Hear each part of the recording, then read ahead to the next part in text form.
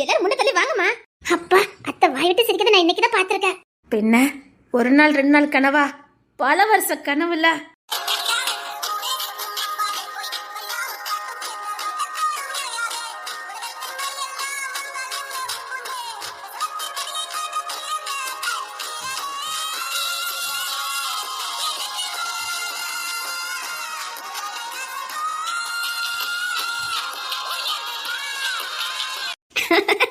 ஆமாம்மா, பல வருஷ கனவே.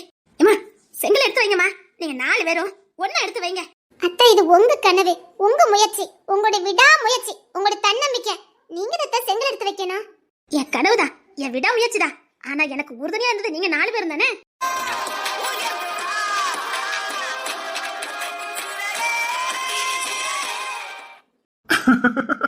ஏமா, நீங்க 5 பேருமே அதை எடுத்து வைங்க. வாங்க ஏமா. ஒண்ணுத்துல தென்மொழி. ஐயா, வந்துட்டேன். டேய் திலீப், லேப்டாப்ல கைசர் கொடுத்தீங்களாடா? அம்மா, நீங்க அடுக்கல் நாட்டுங்க, நான் அப்பவே லைன்ல கொடுத்துட்டேன். மாமா, அவங்க லைன் கொடுத்துட்டானா? டேய், அப்படி லைவா காட்டு. சரிங்க தாத்தா. அம்மா, எல்லாரும் தள்ளி தள்ளி நில்லுங்கம்மா, அப்பதான் சரியா தெரியும். ஏய், இவ்வளவு போதுமா? போதுமா, போதும். அத்தை வாங்க அத்தை. இப்ப மீனா வா, இது பாதி உன்னுடைய கனவுதான். வா. இல்ல, நாம தான் ஸ்கூல் பக்கம் மலைக்கு கூட ஒதுங்கினது இல்ல. நம்ம வருமா அப்படி. ஆனா எப்படியோ கஷ்டப்பட்டு உழைச்சி மேல வந்துட்டோம். ஆனா அந்த காசுல இன்னும் 4 பிள்ளைங்க படிக்கணும். நம்மள மாதிரி மலைக்கு கூட ஒதுங்க முடியாம எத்தனையோ பிள்ளைங்கன்னு இருக்கதானே செய்வாங்க. அவங்களுக்குலாம் ஏதாவது ஒண்ணு பண்ணணும். நம்ம ஹாஸ்பிட்டலு, ட்ரஸ்ட் எல்லாமே இல்லாதவங்களுக்கு கரெக்டா போய் சேர்ந்துடணும். அதெல்லாம் அதுக்கான ஏற்பாடு தேன்மொழி பக்காவா பண்ணிட்டா. இதுல யாரும் ஏமாத்த முடியாது. ஐயா, நீங்க பூஜை ஆரம்பிங்க. சரிங்கம்மா. நாம ஜெயிச்சிட்டோம். ஆமா, நாம ஜெயிச்சிட்டோம். அத்தை, நம்ம ஜெயிச்சிட்டோம் அத்தை. ஆமா, நாம ஜெயிச்சிட்டோம். அம்மா, மாமா கை காட்டுறாங்க, எல்லாரும் காட்டுங்க. ஏய், பொண்ணுத்துறங்க பாரு, தேன்மொழியை காட்டு. ஏமா, எல்லாரும் இங்க பாருங்க, இங்க பாருங்க. தாத்தா, நான் பாத்துட்டேன்டா, மத்தவங்கள காட்டு. ஏமா, அவன் பொண்ணு தர லைன்ல இருக்கான் பாருங்க. அக்கா, சூப்பர்க்கா. ஏய், தேன்மொழியை காட்டுடா. பக்கத்துல தான் இருக்கா. இருங்க, திருப்புறேன். ஏன் இங்க தள்ளி வா. இல்ல, பரவாயில்ல, தெரியுது. இது நம்மளோட கனவு. இங்க வா, பாரு. ரொம்ப சந்தோஷமா இருக்கு. இதுக்காக நீ இத்தனை அவமானத்தையும் பட்ட பாரு. நீ பட்ட அவமானத்துக்கு கிடைச்ச வெற்றி பாரு.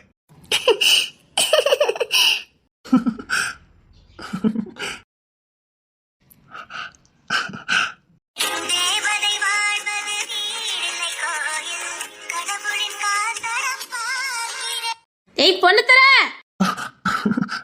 இந்த பாரு.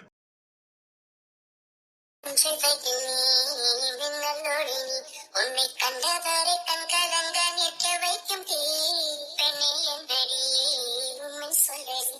ஒரு புன்னகையில் பெண்ணினமே கோபப்பட்டது நடி. தேவதை வாழ்வது வீடில்லை கோயில், கடவுளின் ஹாய் தேன்மொழி, ஃபர்ஸ்ட் செங்கல் எடுத்து வைக்க போறோம். சரிங்க.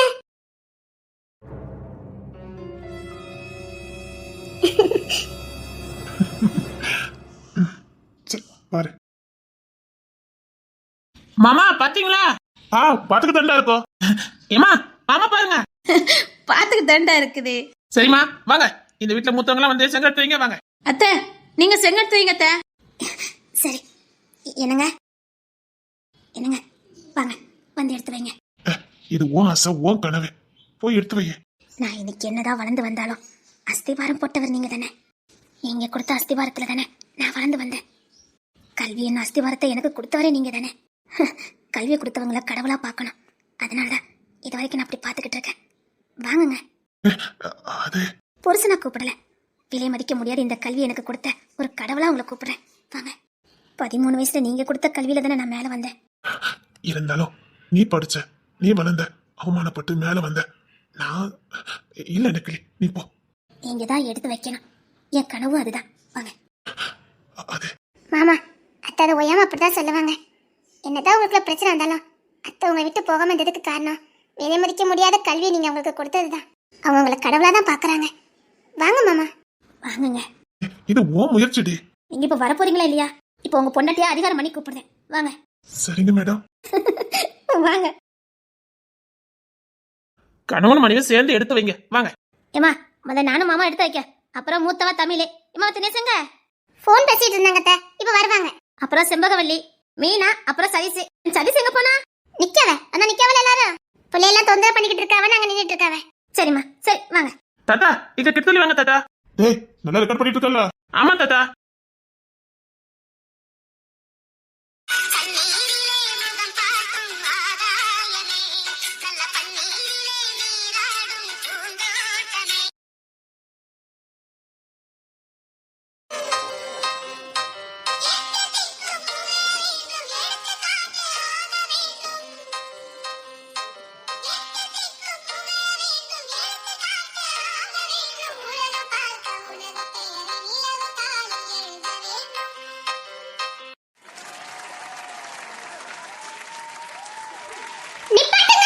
அச்சி போப்பா அன்னைக்கு வா. சின்ன வட்டி அவளை பேர் சொல்லி கூட்ட காலை சூடா கிடக்கு. காலத்தை அடிச்சுன்னு வச்சுக்க மூஞ்சி மூலம் பிஞ்சுக்கிட்டு போயிடும். போடே அவ கிடக்க. நீங்க வாங்கம்மா. முடியாது. இங்க அடிக்கல் நாட்ட முடியாது. அம்மா அவகிட்ட பேசிக்கிட்டு இருக்காதீங்க. நீங்க சென்னாட்டுவீங்க. திருப்பி அந்த லேப்டாப் பக்கம் திருப்பி. எவன்கிட்டயும் பேசணும்னு அவசியம் இல்ல. ஆதிரா மரியாதை இங்க போ. நான் இங்க இருந்து போனேன்னா அங்க இருந்து நீங்க வரணும். என்னது நீயா? நீயா? அப்பா அவளை அடிச்சு வரட்டுங்க. அது முடியாது. ஹாய் மசித வெளியில போ. நான் இங்க இருந்து போகிறது இருக்கட்டும். அத நீங்க வா. ஹாய் வந்து நினைச்சுக்க. உண்மையிலே சொல்றேன் செத்துருவேன். அப்பா நீங்க வேலையை பாருங்க. இவளுக்கு யார் பயப்படுறா? டேய் சதீஷே மதன் தினேஷ் வாங்க. டேய் வாங்க தொல்லை வைக்கணும். முடியாது. ஆர்ச்சனுக்கு நீ யாடி வா. நம்ம உன் காசுல ஹாஸ்பிட்டல் கட்டுற மாதிரி பேசிக்கிட்டு இருக்க. என் ஒய்ஃபோட சொந்த முயற்சி. ஆமா அவ பிறக்கும் போதே கோடீஸ்வரியா பிறந்தா. அதனால கோடியா போட்டு ஹாஸ்பிட்டல் கட்ட போறா. இல்ல தேன்மொழி எழுதி கொடுத்திருக்காள அவ பெரிய கோடீஸ்வரி. அவளும் கோடியா போட்டு கட்டிக்கிட்டு இருக்கா. மரியாதை எங்க இருந்து போயிரு. நல்ல புருஷனா இந்த வருமானம் எப்படி வந்தது இவ்வளவு பணம் எப்படி வந்ததுன்னு கேட்டிருப்பான். மரியாதை எங்க இருந்து போயிரு. இல்ல தேன்மொழிக்கு அது அவ்வளவு பணம். அப்போ பேப்பர்ல வந்ததெல்லாம் உண்மை செய்தி தான் போலுக்கு. நெட்ல வந்ததெல்லாம் உண்மை செய்தி தான் போலுக்கு. அப்புறம் இந்த நிக்கால பின்னாடி தமிழ் அவளை பத்தி ஒரு செய்தி பேப்பர்ல வந்துட்டு இருக்கு போலுக்கு. இன்னொரு வாட்டி எங்க அம்மா பத்தி தப்பா பேசுன கொன்னு சொட்டை எண்ணிருவேன்.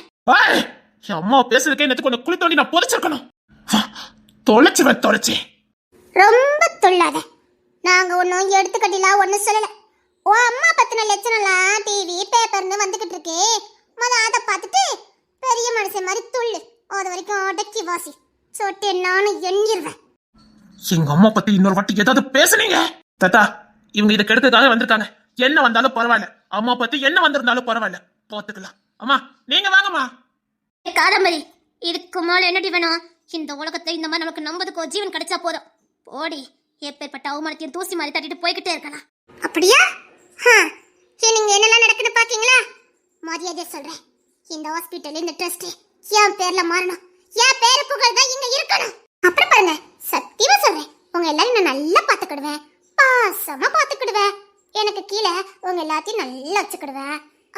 என் புருஷனுக்கு நல்ல மதிப்பு கொடுத்து நல்ல பொண்ணாட்டியா இருப்பேனா? நான் என்ன கேக்குறேன்? இந்த ஹாஸ்பிட்டலும் இந்த ட்ரஸ்டும் என் பேர்ல வரணும்.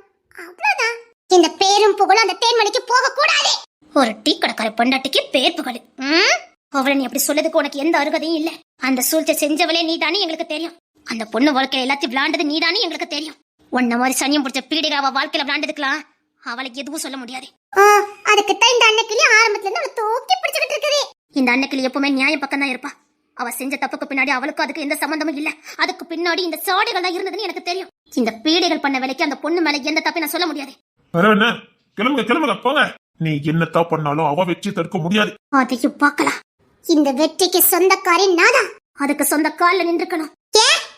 தேன்மொழி வந்த போது நான் அந்த வீட்டுக்கு வந்தேன். அவளை படிக்க வைக்க நினைச்ச நீங்க என்னைய படிக்க வைக்கல. திலீப் கொஞ்சம் தள்ளி. உன்னை படிக்க வைக்கல அவளை படிக்க வைக்க நினைச்சேனா? அதுதான் உண்மை அண்ணாக்களே. அவ படிப்புக்காக எதை வேணாலும் பண்ணலாங்கிற துணிவோட இருந்தா. உன் நோக்கம் என்னதே? ஒரு நாள் படிப்புங்கிற வார்த்தை உன் வாயிலிருந்து வந்திருக்குமா என்ன? அந்த பொண்ணு படிப்புக்காக ஒவ்வொருத்தரையா தாங்கி தாங்கி மேல வந்தா. 10ஆம் கிளாஸுக்கு அப்புறம் அவளுக்கு கடவுளா ஒரு பையன் வந்தான். அந்த பையன் காலை பிடிச்சி மேல வந்தலான்னு 1000 கனவோட அந்த பொண்ணு காத்துட்டு இருந்துச்சு. அதுவும் கை கொடுக்கல. ஆனா அந்த மனுஷன் அவளை அப்படியே விட்டுட்டு போகல. அவ எதிர்காலத்துக்கு என்ன செய்யணுமோ அத கரெக்டா அந்த மனுஷன் சாவதுக்கு முன்னாடி செஞ்சு வச்சது அந்த விதியை மாத்துனது நீங்க. அந்த பொண்ணுக்கு கிடைக்க வேண்டிய எதுவுமே கிடைக்க விடாம பண்ணுனது நீங்க. நீ இவங்கள குறை சொல்லிக்கிட்டு இருக்க. நல்ல நேரம். அந்த பொண்ணு எல்லாத்தையும் அப்பப்போ என்கிட்ட சொல்லிக்கிட்டு இருந்தா. அதனால எனக்கு எல்லாம் தெரிஞ்சது. அந்த பொண்ணை தேடி ஜெயராஜ் இங்க வந்திருந்தப்போ திசை மாத்தி அனுப்புனது நீங்க தானே? இல்லைன்னா அந்த பொண்ணு இங்க யாரையும் தாங்கிக்கிட்டே இருந்திருக்க வேண்டாம். அந்த பொண்ணு வாழ்க்கைய மாறி இருக்கும். அது பாட்டுக்கு படிச்சு அப்பவே மேல போயிருக்கும். அவளுக்கும் அன்னக்கிளி குடும்பத்துக்கும் எந்த சம்பந்தமே இல்லாம போயிருக்கும். அவளுக்கு உதவி பண்ணதுதானே அந்த மனுஷன் இங்க வந்தாரு. அப்படி ஒருத்தங்க இல்லவே இல்ல. அப்படி இப்படி ஒரு பொய்யான பிம்பத்தை ஏற்படுத்தி உதவி செய்யும் அந்த பையனை அப்படி அனுப்பிச்சிருக்கீங்களே 2 பேரும். அது மட்டும் இல்ல, பொண்ணு தைய திட்டமிட்டு நீங்க ஏமாத்துனீங்க. என்ன கதை கட்டி விடுறீங்களா என்ன? நடிக்காத ஆதிரா, உனக்குள்ள இன்னொரு குணம் இருக்குன்னு எனக்கு ஆரம்பத்திலே தெரியும். ஏன்னா நீ கோதம்பரி பெத்தது. விஷத்துக்கு பிறந்தது விஷமா தான் இருக்கும், நல்ல பாம்புக்கு பிறந்தது நல்ல பாம்பா தான் இருக்குன்னு எனக்கு ஆரம்பத்திலே தெரியும். எங்ககிட்ட எதையும் மறைக்காத ஆதிரா. நீ ஜெயராஜை தசித்திருப்பலாம், அவன் ஒன்றும் முட்டாள் இல்லை. அதுக்கப்புறமும் எல்லா ஆதாரத்தையும் பிறக்கிக்கிட்டு அந்த பொண்ணை காப்பாற்ற வந்தது பொண்ணு தரதானே எல்லா எவிடன்ஸ் அந்த பையன் அனுப்பி வச்சிருக்கான். விட்டிருந்தா அன்னைக்கு அவனே காப்பாத்தி கூட்டு போய் படிக்க வச்சிருப்பான். இன்னைக்கு இவ்வளோ ஒண்ணு நடந்திருக்காரு. இன்னொன்னு, அடுத்தவங்களுக்கு வர வேண்டிய பேரு புகழ் அந்தஸ்து ஆஸ்தி எல்லாத்தையும் தட்டி பறிச்சவன் ரொம்ப நாளா நல்லா வாழ்ந்ததா சரித்திரமே இல்ல. அவனுக்கு கொடுக்கப்பட்ட பேரு புகழ் நீங்க என்னதான் தட்டி பறிச்சாலும் காலம் தாமதிச்சாலும் வந்து சேர்ந்தது பார்த்தல. நீ பண்ணுனது தப்பு ஆதிரா. ஒருத்தங்க கஷ்டப்பட்டு பகல உழைச்சி பேரு புகழ் வாங்கிலான்னு 1000 கனவோடு தூங்காம கொள்ளாம படிச்சு மேல வரும்போது அந்த பட்டத்தை நீ ஈஸி தட்டி பறிக்கலாம் நினைச்ச பாரு. அப்பமே நீ தோத்து போயிட்ட ஆதிரா. ஏதோ கடவுள் ஒரு வழி 2 வழி அடைச்சாலும் பரவாயில்ல. அவளுக்கு திறந்த அத்தனை வழியும் அடைச்சது நீங்க தானே? இப்ப குத்துதே கொட்டைதுன்னா அப்படித்தான் இருக்கும். அவ திருப்பி அடிக்கதான் செய்வா. ஏன்னா அவ அடி வாங்கியிருக்கா, திருப்பி கொடுக்கதான் செய்வா. அந்த அடியை நீ திருப்பி வாங்கித்தான் ஆகணும். அவளுக்கு கொடுக்கும்போது உனக்கு குழுக்குழுன்னு இருந்ததுல, அவ திருப்பி அடிக்கும் போது வாங்கிக்க. அவளுக்கு கிடைக்க வேண்டிய உண்மையான வாழ்க்கையை தட்டி பறிச்சல, அத்தா வாழ்க்கையை இழந்து வந்து நிக்கிறேன். யாரு? நான் வாழ்க்கை இழந்திருக்கேன். தான் என்ன செய்யறோங்கிறது கூட உன்னால யோசிக்க முடியாத அளவுக்கு உன் மூளைய முழங்கடிக்க வச்சிருக்கா உன் தாய். உனக்கு கிடைச்ச மாதிரி ஒரு வாழ்க்கை துணை இந்த உலகத்துல வேற யாருக்கும் கிடைச்சிருக்காது. தெரியும் உனக்கு சில விஷயங்கள் செய்யணும்னு ஆசை. அதுக்காக அவன் எல்லா முயற்சியும் தான் எடுத்தான். அவன் தகுதிக்கு எவ்வளவு உண்டா அத்தனையும் முயற்சி பண்ணான். தான் புருஷனோட தகுதி இவ்வளவுதானே அதுக்குள்ள வாழ்றா பாரு. அவதான் உண்மையான மனைவி. அவனும் லேஸ்பட்டவன் இல்ல, அவனை பாராட்டே ஆகணும். தான் தகுதிக்கு மீறி தான் பொண்டாட்டி நல்லா வச்சு பாத்துக்கணும்னு ஆசைப்பட்டான். அவன் அந்த அளவுக்கு உன் மேல உசுறு குசுரா காதலா இருந்ததுக்கு காரணம் அவன் நண்பன் பண்ணி கொடுத்த சத்தியத்துக்காக. அவன் ரொம்ப சந்தோஷமா இருந்தான். தான் நண்பனுக்கு பண்ணி கொடுத்த சத்தியத்தை நிறைவேற்றிட்டோம். அவன் சொன்ன பொண்ணை காப்பாத்தி அந்த பொண்ணு கூட சந்தோஷமா வாழ்ந்துகிட்டு இருக்கானே, அவன் கொஞ்சம் நெஞ்சு நிமித்தி தான் வாழ்ந்துட்டான். உன்னை மகாராணி மாதிரியே ஒண்ணு சும்மா ஒண்ணு அவன் பாத்துக்கல, மனசார பாத்துக்கிட்டான். அன்னக்கிளி பக்கத்துல என்ன பேச்சு? நீ செங்கல் எடுத்து வை. ஆதிரா, உன்னோட சொந்த முயற்சியில நீ மேல வா. அதுதான் உனக்கு நிலையான சந்தோஷத்தை கொடுக்கும். மத்தவங்கிட்ட தட்டி பறிக்க நினைச்ச உன்கிட்ட இருக்கிறது உள்ளது புடுங்கப்படும். அதுதான் நடக்கும். நீ போட்ட பிளான் எல்லாமே தகுதி படி ஆச்சுது. அந்த பிளானை போட்டதுக்கு பதில் நீ வேற ஏதாவது முயற்சி பண்ணிருக்கலாம். அவளை வீழ்த்து நினைச்ச நீ அதுக்கான முயற்சி பண்ணிருந்தனா இன்னைக்கு இந்த இடத்துல நீ தான் இருந்திருப்ப. எங்களுக்கு எதுவும் தெரியாது நினைச்சுக்கிடாத. இப்பதானே ஒண்ணுனா வெளியில வருது. தேன்மொழி தான் வீட்டுல பேரு புகழ் இருக்குது, அதனால இந்த டெஸ்ட் கண்டிப்பா அவளுக்கு தான் நான் எழுதி வைப்பேன்னு ஒரு குத்து மதிப்பா நீங்க ஒரு கணக்கு வச்சிருந்தீங்க. அதனாலேயே கிஷோரையும் தேன்மொழியும் திட்டமிட்டு பிரிச்சிங்க.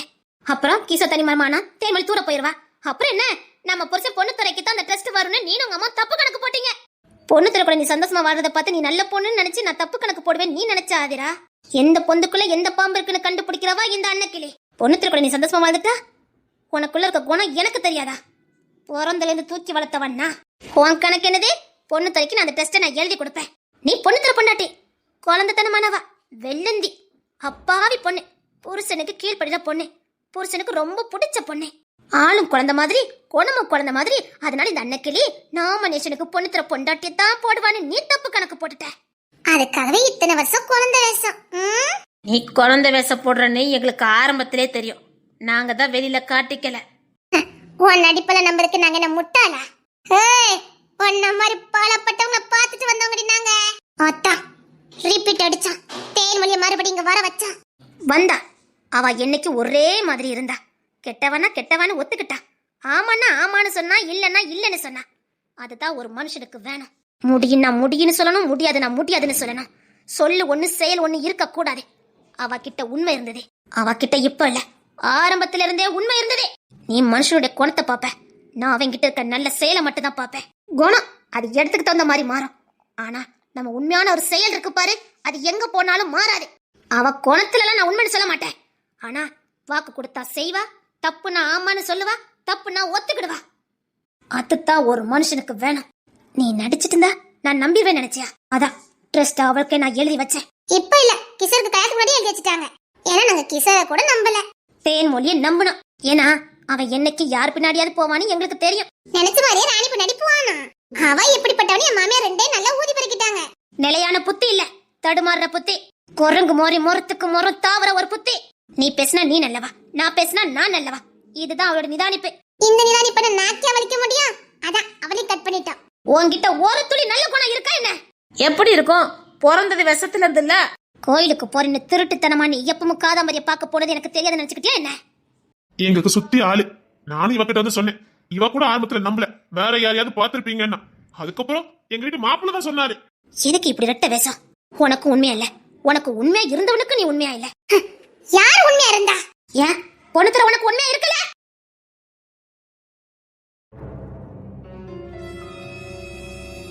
அவங்க நண்பன் சொன்ன பொண்ணத்தான் கல்யாணம் பண்ணணும்னு கல்யாணமே பண்ணாம இருந்தவர் தான் இந்த பொண்ணு தர. ஏன் அதுல என்ன தப்பு இருக்குது? ஃப்ரெண்டு தான் அவனுக்கு எல்லாமே, அதனால அப்படி இருந்திருப்பான். அப்ப எதுக்கு பலவசமா ஒரு ஒத்த கண்ணுல போட்டோ அவர் வச்சுக்கிட்டே அலையணும்? அத பொக்கிசமா பாதுகாக்க வேற செஞ்சுட்டு இருந்தாரு. அந்த பொண்ணை தேடி பல நாள் அலைஞ்சிருக்காரு. ஆனா நண்பன் சத்தியம் பண்ணி கொடுத்திருக்காரு, அந்த பொண்ணை காப்பாத்துன்னு சொல்லி. அந்த பொண்ணை நான் நினைச்சேதான் என்ன அவர் கல்யாணம் பண்ணிக்கிட்டாரு. இங்க பாரு, நீ பேசுற விதமா இருக்கு, முட்டாள்தனத்தின் உச்சமா இருக்குது. ஏன் ஒரு ஆணுக்கு கல்யாணத்துக்கு முன்னாடி எந்த பொண்ணு மேலும் காதல் வரக்கூடாதா என்ன? இல்ல ஒரு பொண்ணுக்கு தான் வரக்கூடாதா என்ன? கல்யாணத்துக்கு அப்புறம் உனக்கு உண்மையாதான் இருந்தா அப்ப எதுக்கு அந்த பொக்கிசத்தை அவர் பத்திரமா வச்சிருக்கணும்? இல்ல அத வைக்கதானே செஞ்சான், தேடி போகலையே. சொல்ல ஆதிரா, வைக்கதானே செஞ்சிருந்தா தேடி போகலையே. பொது சொல்லு, இது முட்டாள்தனமா உனக்கு தோணல? அத்தை என்ன கல்யாணம் பண்ணிட்டாரு, பிறகு எதுக்கு அது கிழிச்சு தூர போட்டுக்க வேண்டியதானே? அப்போ அவர் எனக்கு உண்மையா இல்ல. நீ உண்மையா இருந்தியா? அவன் ஏதோ வாலியஸ்ல ஏதோ ஒரு பொண்ணோட போட்டோ வச்சிருந்தான், அதை கண்டினியூவா இது வரைக்கும் வச்சிருந்தான். அதனால உனக்கு அவன் உண்மையா இல்ல. ஆனா உன் வாழ்க்கையில நடந்ததெல்லாம் நம்ம சம்பந்தப்பட்டதுன்னா அது ரகசியம். அதே மத்தவங்களுக்குள்ளதுன்னா அதை வெளிப்படுத்தி அதை டெலிட் பண்ணி போட்டுறணும், அப்படித்தானே? எப்படி உனக்குள்ளத நீ பத்திரமா வச்சுக்கிட்டியா அப்படி அவனும் வச்சுக்கிட்டான். அதை காட்டிக்கல, அது வரைக்கும் அவன் உத்தமன் தான். அதை தேடி போயிருந்தாலோ அல்ல அதையே நினைச்சுக்கிட்டு இருந்தாலோ அது தப்பு. அவன் இந்த ரெண்டுமே பண்ணல, இந்த ரெண்டு தப்பையுமே அவன் பண்ணல. அவன் முத நேசிச்ச ஒரு இதயம், அதை பத்திரம் பண்ணி வச்சிருந்தான், அவ்வளவுதானே? உண்மையை சொல்லு, நீ தரன விரும்பின லைஃப்ல அதை கட்ட அவனை நினைச்சே பார்க்கலையா? இங்க பாரு, நீ மனசுக்குள்ள நினைச்சு பார்த்தா அவன் வெளியில வச்சிருந்தான். ரெண்டுக்கும் ஒண்ணு வித்தியாசம் எல்லாம் கிடையாது. அவன் மனசுக்குள்ள தானே நினைச்சுக்கிட்டு இருக்க, ஆனா அவங்க வெளியிலேயே ஒரு ஆதாரத்தை வச்சிருக்காங்களே. நீ மனசுக்குள்ள வச்சனா வெளியில வச்சிருக்கா, இவ்வளவுதான் வித்தியாசம். தப்புனா ரெண்டு தப்பு, சரினா ரெண்டு சரி. மனசுல நினைக்கிறது பாவம் இல்ல, கையில வச்சிருக்கதான் பாவம்னு சொல்றது முட்டாள்தனம், குழந்தைத்தனம். அவன் என் பிள்ளைய ஏமாத்தி இத்தனை நாள் வாழ்ந்துகிட்டு இருந்திருக்கான். அது சரி, ஆனா இப்ப அவன் யாருன்னு தெரிஞ்சதுக்கு அப்புறம் அவளை கூட்டிட்டு போயிட்டாங்கல்ல. அதுல நீ மறுபடி தப்பு பண்ணிக்கிட்டு இருக்க. அவன் மானத்துல இருந்து அவளை காப்பாத்ததான் எந்த கூட்டிட்டு போனான். என்னன்னு உன் வாய் வார்த்தை ரெண்டு பேருக்கும் சொல்லி சொல்லி சொல்லி. இங்க பாரு, நம்ம என்ன சொல்றோமோ அதுதான் இந்த பூமியில நடக்கும். வார்த்தையில கண்ணியம் வேணும். எதுக்கு சொல்றாங்க நல்லதை பேசு, நல்லதை செய்ய, நல்லதை கேளுன்னு எதுக்கு சொல்றாங்க? அப்ப தெரிஞ்சுதான் அனுப்பி விட்டுருக்கீங்க. அவளை காப்பாத்துறதுக்கு இங்க நம்பிக்கையான பாதுகாப்பான ஒரு ஆண் இல்ல, அதனால அனுப்பி வச்ச. என் புள்ள மேல உள்ள நம்பிக்கையில அனுப்பி வச்ச. ஏன் இந்த வீட்டுல வேற ஆம்பளைங்களே இல்ல? ஜெயராஜ் நம்பிக்கை உரியவன், ரொம்ப நம்பிக்கை உரியவன். ஆனா அவனதான் நீங்க சிக்க வச்சிருக்கீங்களே. இன்னொன்னு, அவ கூட இருந்து அவளுக்கு பாதுகாப்பு கொடுக்கணும் இல்ல, அவன் அவளுக்கு வெளியில இருந்து பாதுகாப்பு கொடுத்துக்கிட்டு இருக்கான். அங்க வெளியில இருந்து அவளுக்கு பாதுகாப்பு கொடுக்கறதுக்கு ஜெயராஜால மட்டும் தான் முடியும். அவளை எல்லா இக்கட்ல இருந்து காப்பாத்துறதுக்கு அவனை ஒருத்தனால தான் முடியும். அதனால அவன் வெளியில இருக்கான். கூட இருந்து காப்பாத்துறதுக்கு பொண்ணு தர, வெளியில அவளுக்கு நடக்கிற பிரச்சனையில அவளை எல்லா இக்கட்ல இருந்து காப்பாத்துறதுக்கு ஜெயராஜ். இவ்வளவுதான். உன் பார்வை தப்பா இருந்தா அதுக்கு நான் ஒண்ணும் பண்ண முடியாது. ஏன் ஆம்பளத்தை பாதுகாப்பு கொடுக்கணுமா என்ன?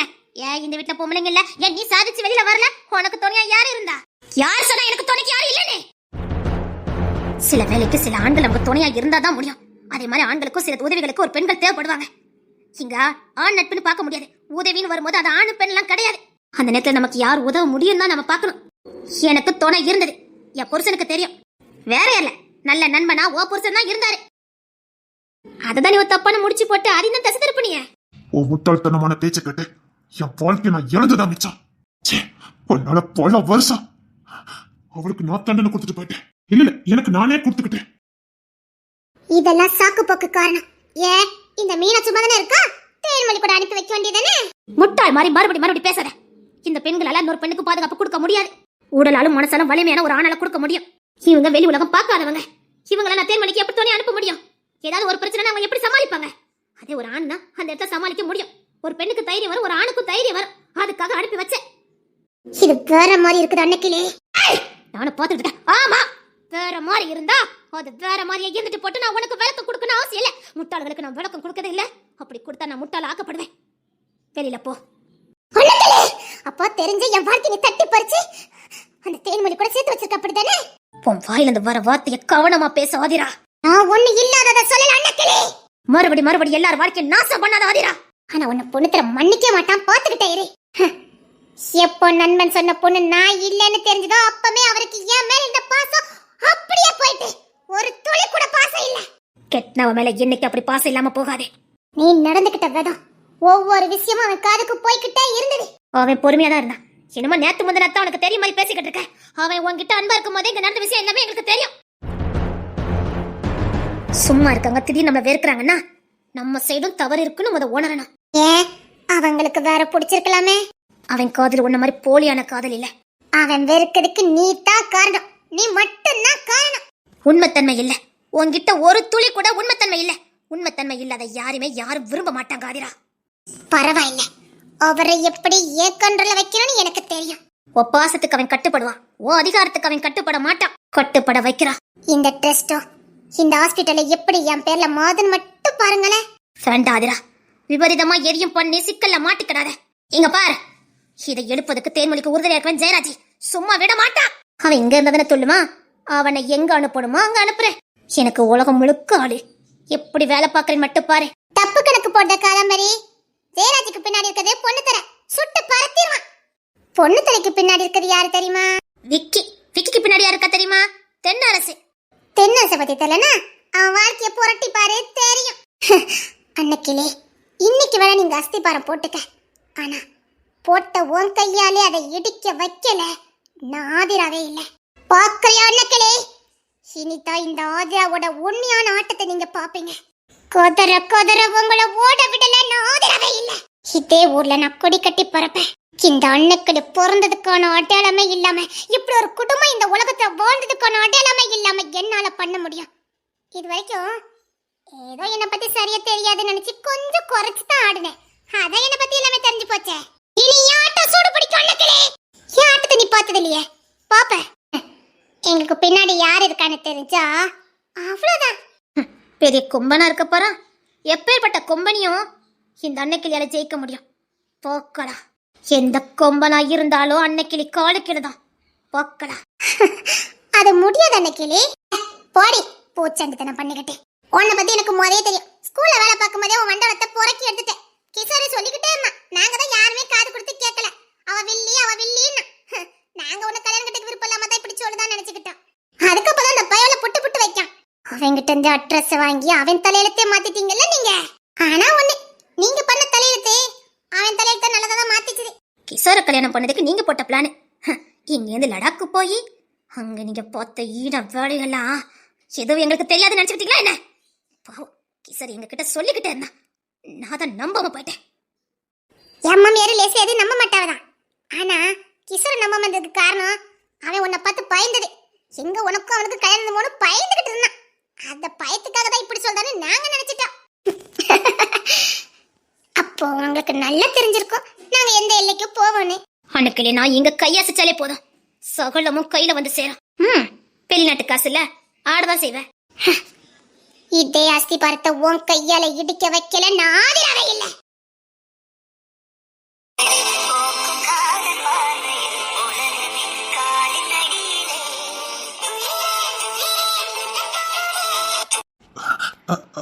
அது வந்து உங்களை இத கொண்டு அடிக்க போறேன். நான் சொல்லிருந்தேன். அப்படின்னா நான் தோத்துக்கிட்டே இருக்கேன். தோத்து போய்கிட்டே இருக்கேன். ஐயோ, சின்ன வயசுல இருந்து என்ன ஜெயிக்க வைக்கிறேன்னு இன்னும் நான் எதுலயுமே ஜெயிக்கவே இல்ல. எப்படிப்பா இருக்கட்டும், கல்யாண வாழ்க்கையா இருக்கட்டும், எதுலயுமே நான் ஜெயிக்கல. உன்னை நம்பி நான் ஜெயிக்காம போய்கிட்டு இருக்கேன்னு இப்பதான் எனக்கு தெரியுது. ஆரம்பத்துல இப்ப வரைக்கும் நானே களத்துல இறங்கிருக்கணும். உன்னை முன்னாடி விட்டு நான் பின்னாடி இருந்தேன் பாரு, அதுதான் நான் பண்ண முட்டாள்தனம். நான் தோத்து போறதுக்கு நான் தான் காரணமா இருந்திருக்கேன். உலகத்தில் நம்பர் 1 பிசினஸ் உமன். உனக்கு ஒரு பொட்டா ஒரு பேரு. ஆனா உன் பொண்ணு நினைச்ச வாழ்க்கை உனக்கு கொடுக்க முடியல. உனக்கு நீ உலகத்தையே ஆதாயப்படுத்தின. ஆனா நான் எல்லாத்திலையும் தோத்து போய் நிக்கிறேன். இல்ல, இனியும் உன்னை நம்பி பிரயோஜனமே இல்ல. ஹேய் சும்மா இருடி. எனக்கு எப்படி ஜெயிக்கணும்னு தெரியும். எப்படி எல்லாம் என்ன மீறி போய்கிட்டு இருக்கு. எப்படி நான் ஜெயிப்பேன்? அஸ்திபாரம் போட்டாச்சு, கம்பீரமா வளர்ந்து நிக்கும். குடிக்க கஞ்சிக்கு வக்கத்தவா இன்னைக்கு டாக்டர் ஆகி ஒரு பெரிய சாதனை பண்ணிட்டு வந்து நிக்கா. உலகத்திலே நம்பர் 1 பிசினஸ் உமன். அவ பொண்ணு நான் தோத்து போய் நிக்கிறேன். ஏய், அவ சொந்த கால நின்னா நீ அவ இந்த நிலைமைக்கு வரதுக்கு எத்தனை பேர் காலை பிடிச்சு மேல வந்தா? ஆனா நீ என்ன பண்ணிக்கிட்டு இருந்த? அவ சாமத்திய கரடி. நீ கோட்டை விட்டு கோவத்தை என்கிட்ட காட்டிக்கிட்டு இருக்க. யாரு காலை பிடிச்சா எப்படி மேல வரலான்னு அவன் நேக்க யோசிச்சு மேல வந்துட்டா. இப்பம் கூட பாரு, அவளுக்கு பக்கப்படமா பொண்ணு தர. அப்படியே இரும்பு மனுஷன் நீ. அவனை கூட கோட்டை விட்டு நிக்க. நான் எவ்வளவோ சொன்னேன் அவனை உன் கட்டுப்பாட்டுக்குள்ள வையனே. அவன் நம்ம கூட இருந்தா யானை போலன்னு உனக்கு புரியல. கரப்பார் கரைச்சா கள்ளு கரையுமாங்க.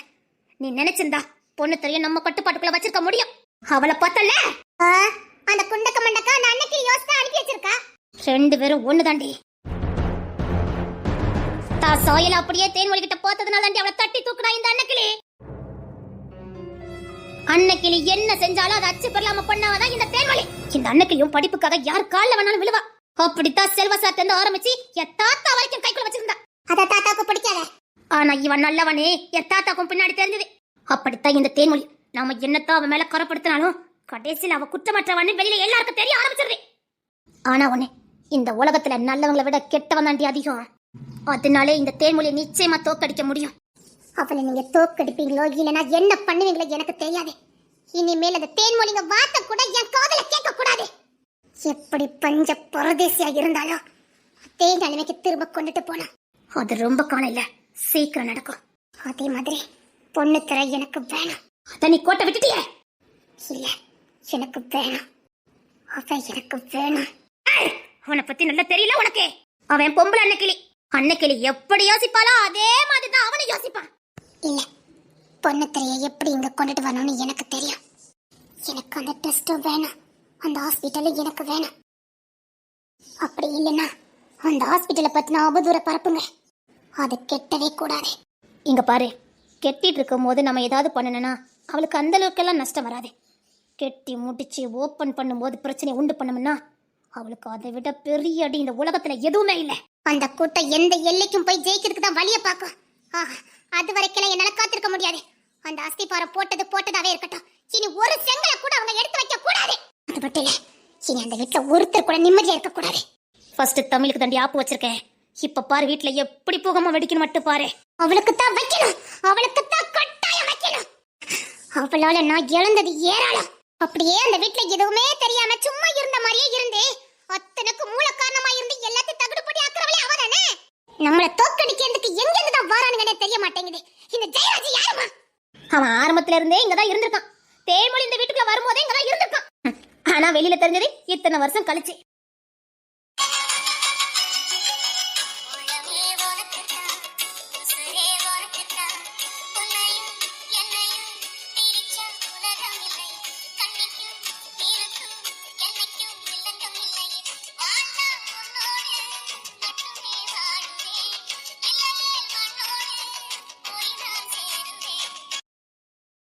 ஜெயராஜ், வாங்கம்மா. நீ அப்ப வரும்போது அதை என் வீடுன்னு உனக்கு நல்லா தெரியும். அப்ப என்ன நீ அமைதல போன?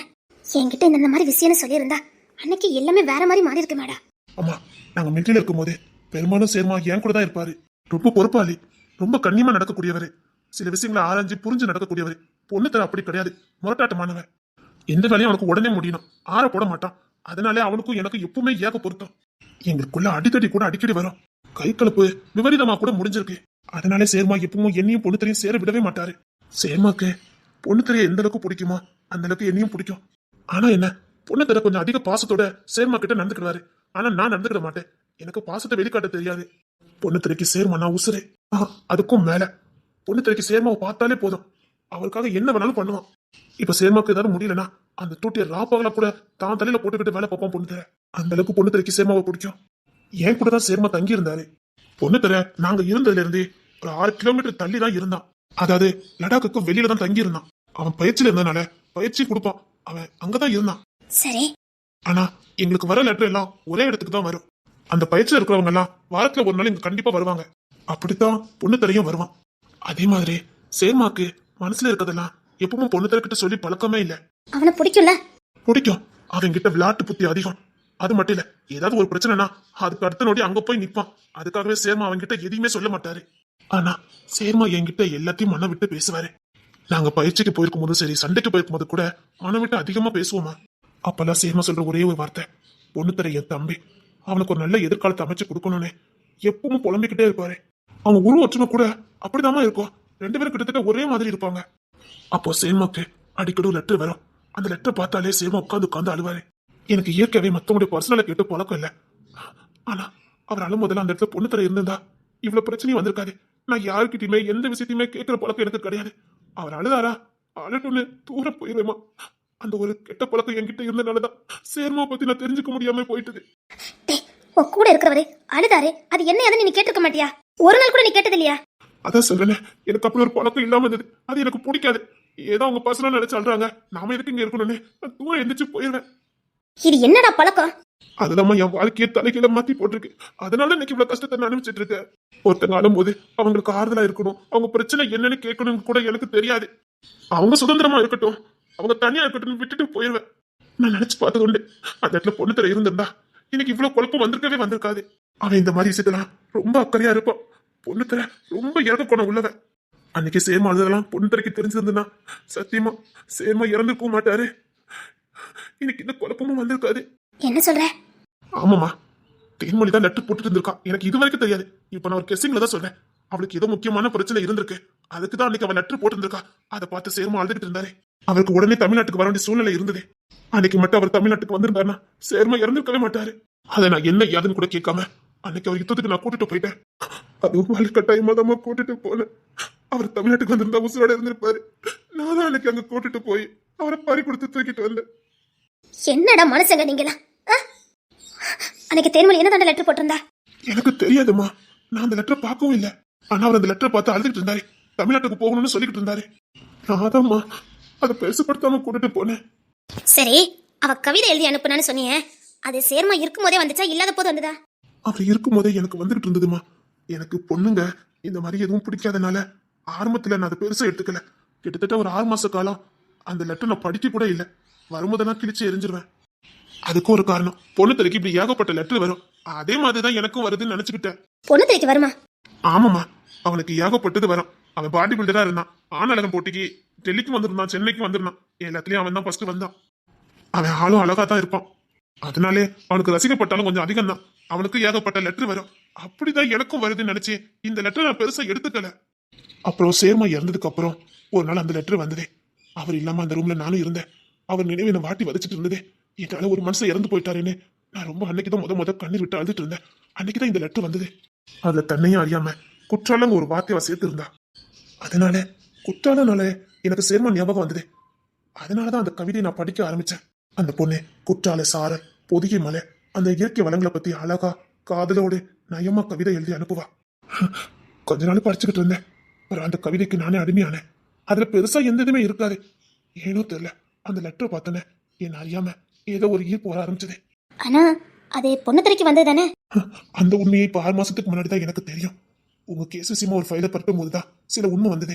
அதுலதான் அவரே அந்த கவிதையை எழுத சொல்லி அனுப்புனது பொண்ணு தலைக்குன்னு. அது பொண்ணு தலைக்கு வந்த லெட்டர் தான். சேர்மா இறந்து கொஞ்ச நாள் கழிச்சு அந்த கவிதையில சில லெட்டர் வந்தது. லெட்டரா? அந்த கவிதையோடு அந்த பொண்ணு தான் மனசுல இருக்க வலியும் சேர்த்து எழுதியிருந்தா. அந்த கவிதை படிச்சதுக்கு அப்புறம் எனக்கு என்னமோ பண்ணுச்சுது. என்னால சேர்மத்துறையை தான் காப்பாற்ற முடியல. ஏதோ அந்த ஊர்ல இருந்து ஏதோ ஒரு பொண்ணு லெட்டர் எழுதுறா, அந்த பொண்ணையாவது காப்பாத்தலான்னுதா நான் குற்றாலத்துக்கே போனேன். எனக்கு அந்த பொண்ணை பார்க்கணும் அப்படி எந்த உதவியுமே இல்லை. அந்த பொண்ணை பத்தி விசாரிக்க போனேன். அந்த பொண்ணு லெட்டர்ல எழுதினது எல்லாமே உண்மைதான். அந்த பொண்ணை நான் பார்க்கவும் இல்லை. ஒரு வாரமாவ படிச்ச ஸ்கூலு காலேஜ் எல்லாத்தையும் சர்ச் பண்ணி பார்த்தேன். அந்த பொண்ணு இருந்த அத்தனையும் 100% உண்மை. அந்த பொண்ணு படிப்புக்காக எந்த எல்லைக்கும் போறதுக்கு உறுதியா இருந்தானே, அது மூலம் தெரிஞ்சுக்கிட்டு அதுக்கான உதவி மட்டும் பண்ணிட்டு நான் அங்கிருந்து கிளம்பிட்டேன். உதவினா? அவ படிச்ச காலேஜ்ல படிப்புக்கான தொகையை நன்கொடை மாதிரி கொடுத்து ஸ்காலர்ஷிப்புங்க பேர்ல அவட்ட கொடுத்துருங்கன்னு சொல்லிட்டு கிளம்பிட்டேன். இங்க வந்ததுக்கு அப்புறமும் என் மனசு ஏதோ பறி கொடுத்த மாதிரி இருந்தது. அதனால அவ படிச்ச காலேஜுக்கு மாசம் நன்கொடைங்க பேர்ல அவளுக்கு டொனேஷன் மாதிரி அனுப்பிட்டு இருந்தேன். இது அந்த காலேஜ் உள்ளவங்களுக்கே தெரியும். திடீர்னு அந்த காலேஜ்ல இருந்து எனக்கு ஒரு ஃபோன் கால். அந்த பொண்ணு காலேஜ் விட்டு நின்னுட்டானே. அதுக்கப்புறம் நீ என்ன ஸ்டெப் எடுத்த? அந்த பொண்ணுக்கு ஏதோ பிரச்சனை மட்டும் எனக்கு நல்லா தெரிஞ்சது. அதனால ஊருக்கு கிளம்பி வரலான்னு நான் எல்லாம் ஏற்பாடு பண்ணிக்கிட்டு இருக்கும் போது சேமத்தோட பெட்டி அங்க இருந்தது. அதை ஓபன் பண்ணி பார்க்க கூடாதுன்னு நான் அந்த பெட்டி தான் நவுட்டினேன். அப்ப உள்ளுக்குள்ள இருந்து ஒரு லெட்டர் வந்தது. அதுல தேன்மொழி பத்தின அத்தனை விவரமும் இருந்தது. அத்தனையும் பொண்ணுத்துறைக்காக சேர்மா எழுதுனது. அவர் சாவதுக்கு முதல் நாள் தான் எழுதியிருக்காரு. அவருக்கு உள் மனசு என்னமோ சொல்லியிருக்கு. நான் சாக போறேன்னு அவருக்கு முன்னக்கூட்டியே தெரிஞ்சிருக்கு. அதனாலதான் பெட்டியில கூட வச்சு பூட்டாம அந்த லெட்டர் எவிடன்ஸ் எல்லாம் பெட்டிக்கு கீழே வச்சிருந்திருக்காரு. ஐயோ, எனக்கும் அதிர்ச்சியா இருந்தது. நான் பொண்ணுத்துறைக்கு இன்ஃபார்ம் பண்ணலன்னு போகும்போது பொண்ணுத்துறை வேற விஷயமா வேற இடத்துக்கு லடாக்க தாண்டி ரொம்ப தூரம் மயிலுக்கு போயிட்டான். அவனுக்கு முக்கியமான ஒரு பயிற்சி. அதனால அவங்க போயிட்டான். அங்க அப்படி போயிட்டா நாங்க ஒத்துக்கொத்தர் கான்டாக்ட் பண்ண முடியாது. அதனால அவனை எதிர்பார்க்காம நானே தமிழ்நாட்டுக்கு வந்தேன். அதே குற்றத்தை தேடினேன். அவன் பொண்ணை காணல. சேர்மத்துறை விட்ட மாதிரி அந்த பொண்ணையும் விட்டுட்டமேனு நான் ரொம்ப நாள் இங்கே தான் தேடிக்கிட்டு இருந்தேன். அந்த பொண்ணுக்கு இங்கேயும் சூழ்ச்சி நடந்திருக்கு. அவ தான் மனசுல இதெல்லாம் லெட்டர் மூலம் எழுதி அதை லடாக்கு அனுப்பும் போதெல்லாம் அது லடாக்கு போல அது ஆதிரா கையிலும் காதம்பரி கையிலும் தான் போயிருக்கு. அவ கிஷோரை கல்யாணம் பண்ணிடக்கூடாது, அவளுக்கு எதிராக ஏதாவது ஒரு ஆதாரம் இருக்கணுங்கிறதுக்காக அவங்க இத்தனையும் பண்ணியிருக்காங்க. ஆனா அப்படி மட்டும் அந்த போட்ட லெட்டர் லடாக்கு போயிருந்தா பொண்ணு அன்னைக்கே தேன்மொழி யாருன்னு கண்டுபிடிச்சிருப்பான். அது சரிடா, அங்கேருந்து லெட்டர் வந்திருக்கு. அது எப்படி வேற அட்ரஸோட? அது எல்லாமே செட்டிங்மா. லடாக்ல இருந்து ஒரு லெட்டர் கூட வரல. ஆனா அதுல விக்ரம் கையெழுத்து இருக்குன்னு அழகா காதாம்பரி சொல்லியிருக்காளே. இல்லம்மா, விக்ரம பொண்ணுத்துல இந்த கிஷோர் எல்லாம் ஒரே ரூம்ல தான் ஒன்னதான் அட்டடிச்சுட்டு கிடப்பானுங்க. ஒருத்தன் கையெழுத்து ஒருத்தன் நல்லா போடுவான். கிஷோரே மாதிரி விக்ரம் அப்படியே அச்சு பெறலாம எழுதுவான். அதே மாதிரி கிஷோரும் விக்ரம் கையெழுத்து அப்படியே எழுதுவான். இவனுக்கு ரெண்டு பேரும் ஒட்டி பந்த ரெட்டிகள் மாதிரி தான். இவனுக்குள்ளது அப்படியே இவனுக்கு தெரியும், இவனுக்குள்ளது அவனுக்கு அப்படியே தெரியும். அததான் கிஷோர் ரூம்ல இருந்து ஆதிரா எடுத்திருக்கான். என்னடா சொல்ற? ஆமாமா, கிஷோர் தான் எக்கச்சக்கம் டைரி வச்சிருக்கானே. அதுல விக்ரம் என்னெல்லாமோ கிறுக்கி வரைக்கும் வச்சிருக்கான். அதுல விக்ரம் ஹேண்ட் ரைட்டிங், அவன் கொடுத்த அட்ரஸ் எல்லாம் இருந்திருக்குது. அதுதான் ஆதிரா அங்க இருந்து எடுத்து லடாக்ல இருந்து வர மாதிரி செட் பண்ணி லெட்டர் போட்டுட்டு இருந்திருக்கான். அது தேன்மொழியை நம்பிக்கிட்டு அப்படியே இருக்கணுங்கிறதுக்காக கல்யாணத்தை தள்ளி போடுவாங்கக்காக. அப்போ எப்படி பார்த்தாலும் வஞ்சிக்கப்பட்டது தேன்மொழி தான், அப்படித்தானே? ஆமாமா. அப்புறம் நான் தமிழ்நாட்டில் இருந்துட்டு நான் திரும்ப அங்கேயே போயிட்டேன். என்ன அப்புறம் நான் இருந்ததுல இருந்து காஷ்மீருக்கு என்ன மாத்தினாங்க. அதுக்குள்ள வாரண்டியா பொண்ணு ரிட்டையர்மெண்ட் வாங்கிட்டு இங்க வந்துட்டான். அப்போ சேமாக்குள்ள பெட்டியை தூக்கிட்டு போங்கன்னு என்ன ஆர்டர் கொடுத்திருந்தாங்க. இல்ல அவங்க குடும்பத்தை ஒப்படைச்சிருங்கன்னு சொல்லி கொடுத்தாங்க. ஆனா அவருக்கு குடும்பத்துல கொடுக்க இஷ்டம் இல்ல. பொண்ணு கிட்ட தான் எல்லாத்தையும் கொடுக்க அவர் ஆசைப்பட்டாரு. அந்த ஆசை நிறைவேற்றதுக்காக நான் பொண்ணு துறைக்கு அனுப்பலான்னு பேக் பண்ணி நான் ஓபன் பண்ணி கூட பார்க்கல. அது அப்படியே பொண்ணு துறைக்கு அனுப்புறதுக்காக அவன் அட்ரஸ் தேடினேன். நிச்சயமா பொண்ணு துறை பத்தின டீட்டெயில் சேர்மாக்கு தான் தெரியும். அதனால வழி இல்லாம அந்த பெட்டியில இருக்கிற சில அட்ரஸ் எடுத்துலான்னு டைரி எடுத்து ஓபன் பண்ணினேன். அப்போதான் எனக்கு அதிர்ச்சியை காத்திருந்தது. என்ன சொல்ற? ஆமாமா, சேர்மா என்னென்ன பண்ணி வச்சிருந்தாரோ அத்தனையும் அதுல வச்சிருந்தாரு. அதுல அன்னக்கிளிங்கிற அட்ரஸ்ல அந்த வீட்டுக்கு என்ன அனுப்பணுமோ அத்தனை விவரம் வந்து உள்ள பொண்ணுத்திர போட்டோவும் இருந்தது. அன்னக்கிளிங்கிறது நீங்கன்னு எனக்கு நல்லா தெரியும். அன்னக்கிளி குடும்பத்துக்கும் பொண்ணுத்திரைக்கு என்ன சம்பந்தம்னு எனக்கு ஒரே குழப்பமா இருந்தது. உள்ள எல்லா விவரத்தையும் பார்த்தேன். அதுல முழு விவரமும் இருந்தது. தேன்மொழிக்காக சேர்மா எழுதின கடைசி லெட்டர். இந்த மாமாவோட அன்பு பரிசு. உன்னை காக்கிறதுக்கு இந்த உலகத்துல ஒருத்தர் வருவான். இந்த போட்டோல இருக்க உன்னை நிச்சயமா தேடி வருவான். உன்னை நிச்சயமா காப்பாத்துவான். உன்னை பெரிய ஆளாக்குவான். அவனை நீ முழுசா நம்பலாம் அப்படின்னு எல்லா விவரமும் அதுல இருந்தது. அவருக்கு தான் சாக போறன்னு முதையே தெரிஞ்சிருக்கு. தேன்மொழி அனாதே இந்த உலகத்துல விட்டுறக்கூடாதுன்னு தேன்மொழிக்கு எல்லா விஷயமும் தெரிஞ்சிருக்கணுங்கிறதுக்காக எல்லாத்தையும் விவரமும் அதுல எழுதியிருந்தாருமா. நானும் அந்த பார்சல அப்படியே பேக் பண்ணி உங்க வீட்டு அட்ரஸ்க்கு அனுப்பி வச்சோனே நாதான். ஏண்டா நீ கையில கொண்டு கொடுத்துருக்க மாட்டேன்? அப்பெல்லாம் இப்படிலாம் பிரச்சனை இருக்குன்னு எனக்கு தெரியாதுல. காதம்பரி ஆதிரான ஒரு கூட்டம் உள்ள இருக்குன்னு எனக்கு தெரியாதுலாமா. அதான் அன்னைக்கு அட்ரஸ் இருக்க நம்ம பெரியமா வீடு தானே கொடுத்துடலாம் நினைச்சிட்டேன். ஆனா சேர்மா சாகும் போதே பொண்ணு திறமையில தான் செத்தாரு. நாங்க சுத்தி இருக்கதான் செஞ்சோம். ஆனா அவன் கைய புடிச்சுக்கிட்டு என்னமோ சேர்மா சொல்ல வந்தாரு. எனக்கு ஒரே பயம். என்னால ஒரு மனுஷன் செத்து போயிட்டானே, என்னால ஒரு உசுறு போயிட்டேனே. நான் எனக்கு அங்க நிக்க முடியாம தூரமா போயிட்டேன். அன்னைக்கு நான் பண்ண முட்டாள்தனம். கடைசி சேர்மா சொன்ன ஒத்த வார்த்தை அன்னைக்கு மட்டும் நான் அந்த இடத்துல இருந்தேன்னா சத்தியமா அதை நீங்க தானே சொல்லியிருப்பேன். பொண்ணு திரைக்கு நீங்க யாருன்னு தெரியாது. அதுவே பொண்ணு திரை இங்க வந்ததுக்கு அப்புறம் சொன்னதான் எனக்கே தெரியும். நான் பண்ணது எல்லாமே முட்டாள்தனமா. சேர்மா சாகும் போது நான் இருந்திருக்கணும். அப்போ அன்னைக்கு நீங்க பேரை சொல்லும் போது நான் தெரிஞ்சிருப்பேன். அந்த லெட்டரை அனுப்பி வைக்கும் போதாது நான் நேரில் வந்து கொடுத்துருக்கணும். அப்பமா அனுப்பி வச்சு முட்டாள்தனம் பண்ணினேன். நீ அனுப்பி வச்ச ஆதாரத்தை அவங்களுக்கு சாதகமா பயன்படுத்திட்டாங்கடா. ஆனா பொண்ணு திரைக்கு சில எவிடன்ஸ் கொடுத்திருந்தாரு சேர்மா. என்னடா சொல்ற? அவன் சேர்மா கிட்ட சீக்கிரம் எனக்கு கல்யாணம் பண்ணி வைன்னு கேட்டு இருந்திருக்கான். சரி, சேர்மா 2 வருஷம் கழிச்சுதான் உனக்கு கல்யாணம் பண்ணுவேன் அப்படின்னு சொல்லியிருக்காரு. அதுக்காக சேர்மா இந்த பொண்ணுத்திர மாறணும், அவனுக்குள்ள காதல் வரணும், அவனுக்குள்ள முரட்டுத்தன்மை மாறணுங்கிறதுக்காக, அவன் ஒரு பொண்ணை நேசிக்க வைக்கணுங்கிறதுக்காக ஒரு பாதி கண்ணை அவனுக்கு பரிசா கொடுத்தாரு. அது சேர்மா சாகிறதுக்கு முன்னாடி ஒரு 6 மாசத்துக்கு முன்னாடி கொடுத்தாரு. நாங்க எல்லாமே அங்கதான் இருந்தோம். அதையும் இந்த பொண்ணு திரை உண்மை நம்பிக்கிட்டு தான் சட்ட பாக்கெட்டுல வச்சுக்கிட்டே அலைவான். உள்ள இருக்க எல்லா பசங்களுமே பொண்ணு திரை கிண்டல் பண்ணுவாங்க. ஒரு ஒத்த கண்ணை அவன் விரும்புறானே. பொண்ணு திரை விரும்பினது அந்த பொண்ணுக்காக இல்ல, அது சேர்மாக்காக. அவன் விரும்பினது தான் நண்பன் தனக்காக பார்த்தது, தான் நண்பன் நமக்காக கொடுத்தது அப்படிங்கிற பாசத்துலதான் அவன் பார்த்து காதலிச்சான்.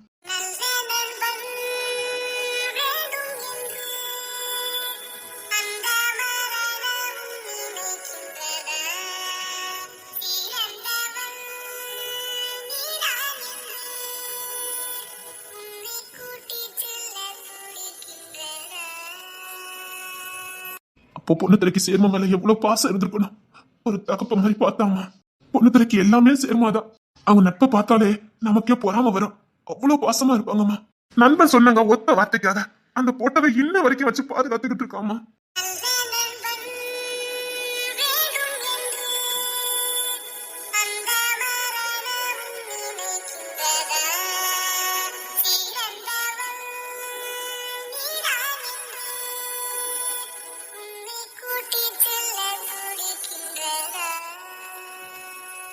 அந்த நண்பனுக்காக எல்லாத்தையும் தூக்கி எரிஞ்சுட்டு இங்க நாடோடி மாதிரி அலைஞ்சிருக்கான். பைத்தியமா அலைஞ்சிருக்கான். அவன் இந்த வீட்டுக்குள்ள வரும்போது கூட ஓயாம அப்படிதான்டா சொன்னான். எனக்கு சொந்தமானது இங்க இருக்குது, எனக்கு சொந்தமானது இங்க இருக்குன்னா எங்களுக்கு புரியலடா. ஆனா ஒண்ணுமா, இவ்வளவு வலியும் மனசுக்குள்ள வச்சுக்கிட்டு அவன் எப்படி இவ்வளவு நாள் இங்க சந்தோஷமா வாழ்ந்தான்னு என்னால நினைச்சு கூட பார்க்க முடியல. இத்தனை உண்மைகளுமே உங்க மேல வந்து சிஐடி கேஸ கண்டுபிடிக்கும் போதுதான் எனக்கே தெரிஞ்சது. என்னடா சொல்ற? பொண்ணுத்துல ரூம் நான் சர்ச் பண்ணேன். அப்போ கிடைச்ச சில ஆதாரம். என்னடா சொல்லிக்கிட்டு இருக்க? அதான் பொண்ணுத்திர பத்தின எல்லா விவரத்தையும் எழுதி அந்த பொண்ணுக்கு நான் அனுப்புனேன். கவிதை எழுதுற பொண்ணு எனக்கு அவதானே எனக்கு தெரியாது. நான் சேர்மா அனுப்புன பொண்ணு தான் நான் தேன்மொழிக்கு ஒரு லெட்டர் எழுதினேன். நீ அதை அனுப்பி வச்சதுக்கு அப்புறமா? ஆமாமா, நான் அதை அனுப்பி வச்சதுக்கு அப்புறம் தான். நல்லபடியா உன்கிட்ட வந்து சேர்ந்துச்சா? எல்லா ஆதாரத்தையும் நீ எடுத்துக்கிட்டியா? சேர்மா உனக்கு கொடுத்த பரிசு இதுதானே? திரும்ப நான் ஒரு லெட்டர் போட்டிருந்தேன்.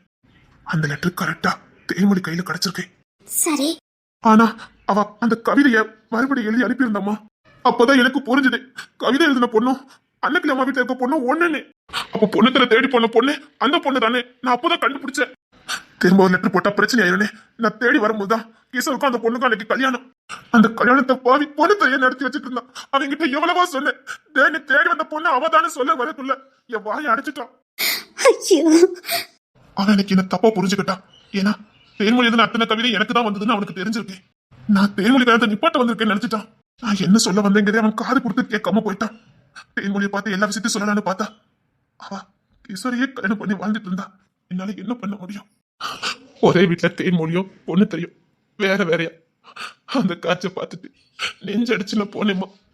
அவன் எதுக்காக இங்க வந்தான், ஏன் வந்தான், எதுக்காக இப்படி கோட்டிக்கார மாதிரி அலைஞ்சான் எல்லாம் எனக்கு தெரியுமே. அவன் கிட்டதுக்கு அப்புறம் இந்த உண்மை சொல்லக்கூடாதுன்னு நாங்க எந்த போயிட்டேன்.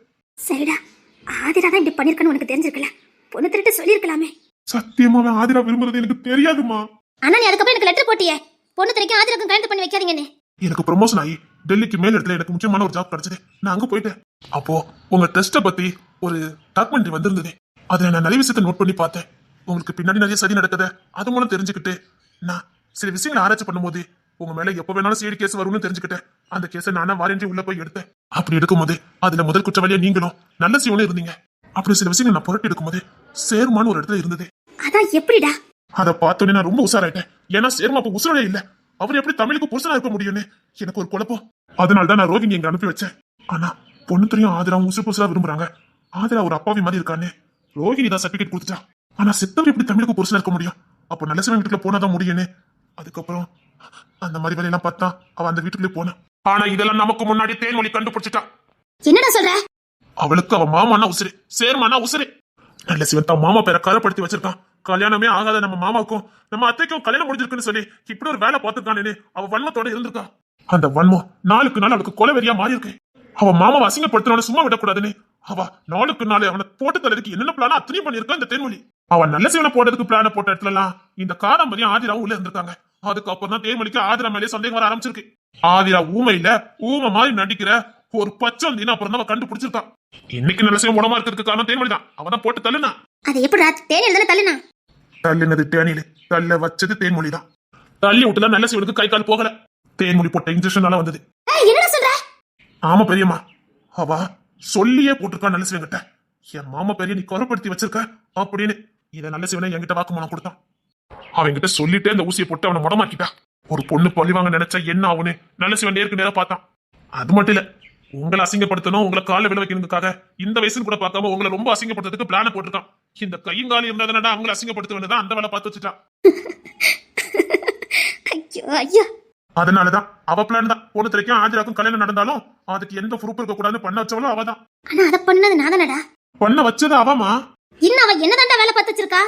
ஆதிரா பத்தின சீர்பத்தை வெளில கொண்டதுலான்னு அவளும் எவ்வளவு முயற்சி பண்ணி பார்த்திருக்கா. முடியல. அதுக்குள்ள அவ வாழ்க்கையை நாசம் பண்ணி விட்டுட்டா இந்த ஆதிரா. என்னடா சொல்ற? ஆமாமா, எல்லாருக்கும் எல்லா ஞானமும் இருக்க போறது இல்ல. சில நேரம் யாரா இருந்தாலும் தடுமாறுவாங்க. அப்படிதான் தேன்மொழி வாழ்க்கையில சில சர்க்கிள் வந்திருக்கு. தேன்மொழி கிஷோர் கிட்ட எவ்வளவோ தனி கொடுத்தன போகலாம், நாம டெல்லிக்கு போயிடலாம், இல்லைன்னா வெளியிடத்துக்கு போயிடலாம்னு சொல்லியிருக்கான். அவன் தனியா குடும்பத்தை விட்டுட்டு என்னால வர முடியாதுன்னு சொல்லியிருக்கான். ஆனா அன்னைக்கு கிஷோர் போயிருக்கணும். தேன்மொழிக்கு உண்மை தெரிஞ்ச அளவுக்கு அதை ஈஸியா கையால தெரியல. எல்லா உண்மையும் தெரிஞ்சு வச்சிருந்திருக்கா, ஆனா அவளுக்கு கையால தெரியல, அதனால மாட்டிக்கிட்டா. ஆனா அவ இப்பெல்லாம் அப்படி கிடையாது. இப்பெல்லாம் அவ சொல்லி அடிப்பா. ஆனா இப்ப பொண்ணு திரைக்கும் ஆதிராக்கும் கல்யாணம் முடிஞ்ச மாதிரி ஆதிரா சர்டிபிகேட் எடுத்துட்டாளே. அவ எடுத்துருவான்னு எனக்கும் தெரியும். அவங்களுக்கு தெரியாத அரசியல்வாதியும் இல்ல, அவங்களுக்கு தெரியாத மேலிடமும் இல்ல. அது மட்டும் இல்ல, குழந்தையே இருக்கிற மாதிரி காட்டி வச்சிருக்காங்க. என்னடா சொல்ற? ஆதிராவுக்கு குழந்தை இருக்கிற மாதிரியே பொறுப்பு எடுத்து வச்சிருக்காங்க. அதான் பொண்ணு திரைக்கு இப்ப என்ன பண்ணணும்னு தெரியல. அவன் அடுத்த ஸ்டெப் என்ன பண்ணலாம்னு யோசிச்சுட்டு இருக்கான். நான் முததான் அவனை கைவிட்டுட்டேன். ஆனா இந்த வாட்டி நான் பொண்ணு திரையை கைவிட போறது இல்ல. கூடயே இருந்து அவனை நான் ஜெயிக்க வைப்பேன். போதும், இத்தனை வருஷம் ஏமாந்துட்டான். அவன் ஏமாந்து நிக்கிறான்னு எனக்கு முதலே தெரிஞ்சோம். அவங்கிட்ட கூட என்னால சொல்ல முடியாத அளவுக்கு நான் ஒதுங்கி நின்னேன். அதனாலதான் திரும்ப நான் உள்ளக்குள்ள வந்ததே. அதனால தேன்மொழிக்கு பாதுகாப்பு கொடுக்கலான்னு நான் என் கட்டுப்பாடுக்குள்ள கொண்டு வந்தேன். பொண்ணுத்திர செய்ய வேண்டிய வேலையை நான் கையில எடுத்தேன். பாவம், அவனுக்கு உண்மை தெரியாதே. இப்பவும் கைவிட்டுட்டா அந்த பாவம் எங்களை சும்மா விடாது. சேர்ம ஆத்மா சாந்தி அடையாம போயிடும். அதனாலதான் எல்லாரும் கைவிட்டு போக கூட நான் அவளை கைவிடல, கூப்பிட்டு வந்துட்டேன். நானும் கைவிட்டா அவன் நிலைமை என்னத்துக்கு ஆகும்? அதான் அவளை ஏன் கூடிய வச்சுக்கிட்டேன். என்ன ஆனாலும் பரவாயில்லன்னு அவளுக்கு அடைக்கலம் கொடுத்தேன். முத திருப்பு தான் நாங்க தவற விட்டுட்டோம். ரெண்டாவது திருப்பும் நாங்க தவற விட்டா நாங்க மனுஷனே இல்லையே. சேர்மா எதுக்காக துடிச்சு நொந்து செத்தாரோ அது அர்த்தம் இல்லாம போயிடும். பாவம், அவர் எவ்வளவு துடிச்சு செத்தாருன்னு கண்ணால பார்த்தவங்க நாங்க. அந்த பொண்ணை எப்படி இல்லாமோ வாழ வைக்கணும்னு ஆசைப்பட்டாரு. அதான் திரும்ப நான் இங்க வந்து அந்த பொண்ணை வாழ வைக்கிறதுக்காக வந்தேன். ரொம்ப தேங்க்ஸ்டா. இல்லம்மா, உசுறு போற நேரத்துல ஒரு மனுஷன் எவ்வளவு துடிச்சு அந்த சத்தியத்தை பண்ணி கொடுத்துருப்பாரு. பாவம் இல்லம்மா, அந்த உசுறு இந்த ஆத்மா இந்த மண்ணை விட்டு போகும்போது எவ்வளவு துடிச்சு போகுச்சோ யாருக்கு தெரியும். அந்த பொண்ணை காப்பாத்திர மாட்டோமா, யாராவது இந்த பொண்ணை காப்பாத்திர மாட்டாங்களான்னு அந்த ஆத்மா எவ்வளவு பாடுபட்டுச்சுதோ. தேன்மொழியை பார்க்கும்போது சரி, அவகிட்ட பேசும்போதும் சரி, சேர்ம முகந்தமா என் கண்ணு முன்னாடி வரும். இப்பமோ பொண்ணுத்த அப்படித்தான் அவளை பாக்குறான். தன் நன்மை பார்த்த பொண்ணு சேர்மாவே கூட இருக்கதான் நினைக்கான். குற்ற உணர்ச்சி பக்கத்துல இருந்தோம், பார்க்க முடியாம இருந்திருக்கோமேனு. அவனுக்கு முதைய தெரிஞ்சிருந்தா இவ்வளவு பிரச்சனையை வரவிட்டு இருக்க மாட்டான். சரிடா, சரி, அஸ்திபாரம் போட்டாச்சு. மேற்கொண்டு ஆக வேண்டிய வேலையை பார்க்கணும். இனி நீ வெளியில வரலாம்ல? தேன்மொழி மேலையும் பொண்ணுத்திர மேலே இருக்கிற கரையை நான் போகணும். அதுக்கு ஸ்டெப் எடுத்துக்கிட்டு இருக்கேன். இங்க பாருங்கம்மா, நான் சொல்ற வேலையை மீனாக்க வச்சு முடிங்க. நீ என்ன சொன்னாலும் நாங்க செய்யறதுக்கு தயாரா தாண்டா இருக்கோம். தேன்மொழி மேல இருக்கிற அந்த கரையை போக்கணும். அப்படின்னா அந்த ஹாஸ்பிட்டல் அவனுக்கு சொந்தமாகும். தொடர்ந்து அந்த ட்ரஸ்ட் அவன் நடத்த முடியும். மாத்திரலாமாடா? முடியுமா? நாங்க இருக்கோம்ல. நாங்க எதுக்கு இருக்கோம்? நாங்க பாத்துக்கிட்டோம்மா. நாங்க இருக்கோம். சேமோட ஆத்மா இருக்கு. நிச்சயமா இந்த கரையில இருந்து அவளை வெளியில கொண்டுட்டு வரோம்.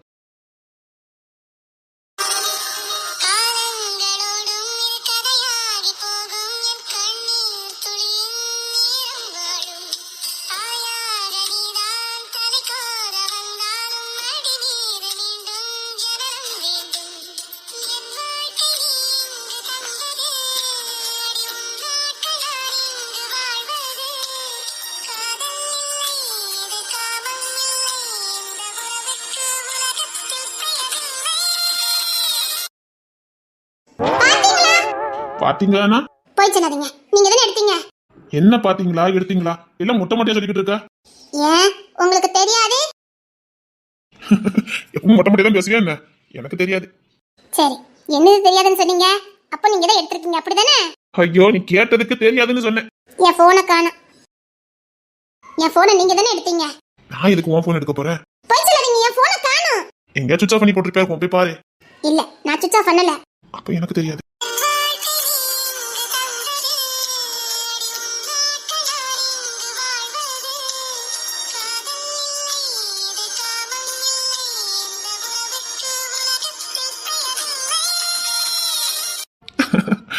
சேர்மா, டேய் சேர்மா.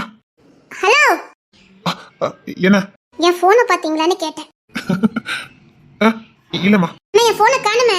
அதுக்கு நான் ஒண்ணும் பண்ண முடியாது.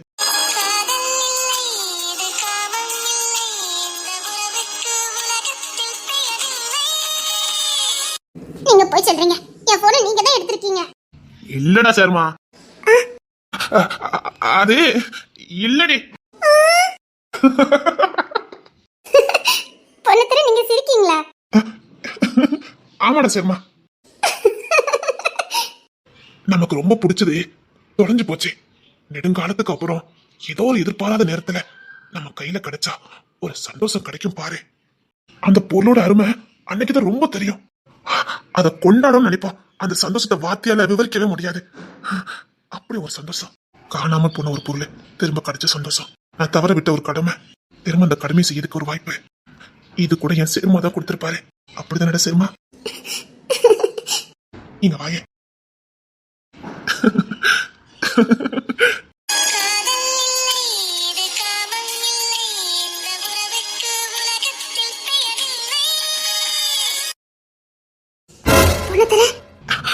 ஒண்ணு இல்ல, ஏதோ மனசு லேசா இருக்க மாதிரி இருக்குது.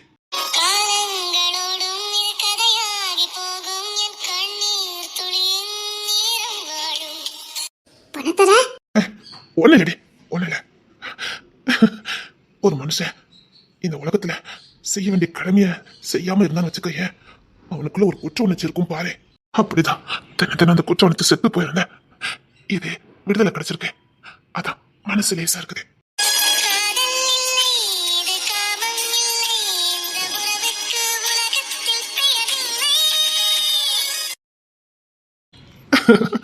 என்ன ஒண்ணு இல்ல. அஸ்திபாரம் போட்டாச்சு, உன் கனவை நிறைவேற்றிட்ட.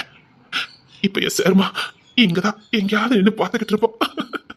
சந்தோஷமா இருக்கு. அவன் இப்ப சிரிச்சிருப்போம், அவன் நிச்சயமா சிரிச்சிருப்போம். இத்தனை வருஷம் என் மனசுல இருந்து அரிச்சுக்கிட்டு இருந்த பாரம் குறைஞ்சு போச்சு. ஒரு மனுஷன் விடுதலை பெட்டான்னு வச்சுக்கோய, அவன் மனசு படுற சந்தோஷத்துக்கு அளவு இருக்காது. அப்படிதான் இப்படின்னா உனக்கு தான் நன்றி சொல்லணும். தேங்க்ஸ் டே, தேங்க்ஸ் டே.